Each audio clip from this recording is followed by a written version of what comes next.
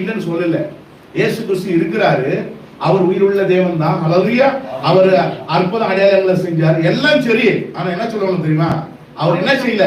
சிலுவையில மறைக்கல.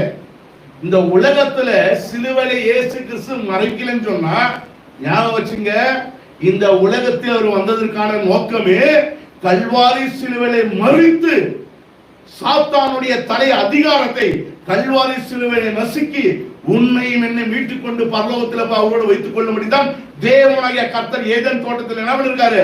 அந்த சேலஞ்ச் பண்ணிருக்காரு. ஆமென். என்னுடைய குமாரன் நானே வந்து என்ன பண்ண போறேன்? பூமியில பிறக்க போகிறேன்.